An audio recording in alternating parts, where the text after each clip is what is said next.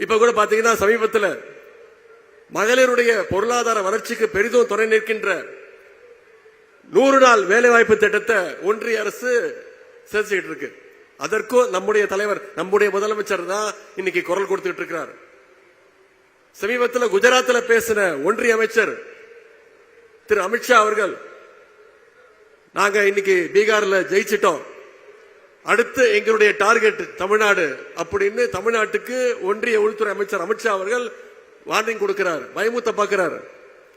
இங்க திரண்டிருக்கக்கூடிய லட்சக்கணக்கான மகளிர் முன்னாடி நாம உறுதியா சொல்ற, சுயமரியாதை மிக்க இந்த மகளிர் படம் இருக்கின்ற வரைக்கும் சங்கிகளால தமிழ்நாட்டுக்குள்ள தொட்டு கூட பார்க்க முடியாது.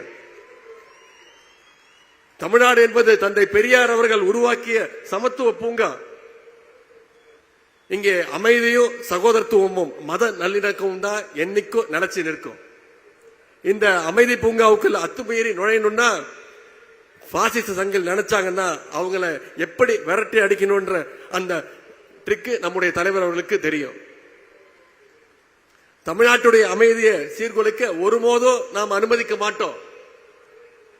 பாசிச சக்திகளுக்கு சலாம் போட்டு தமிழ்நாட்டுடைய கதவுகளை திறந்துவிட நாம் ஒன்னும் அண்ணா திமுக கிடையாது. அண்ணா உருவாக்குற திராவிட முன்னேற்ற கழகம், கலைஞர் வளர்த்தெடுத்த திராவிட முன்னேற்ற கழகம், தலைவர் அவர்களால் வழிநடத்தப்படுகின்ற திராவிட முன்னேற்ற கழகம்.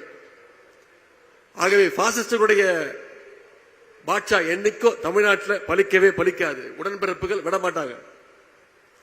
பாசிஸ்டுகள் இன்னைக்கு பழைய அடிமைகள், புதிய அடிமைகள் எத்தனை பேரை கூட்டிட்டு வந்தாலும் தமிழ்நாடு என்னைக்குமே தலைவர் சொல்வது மாதிரி டெல்லிக்கு அவுட் ஆஃப் கண்ட்ரோல் தான்.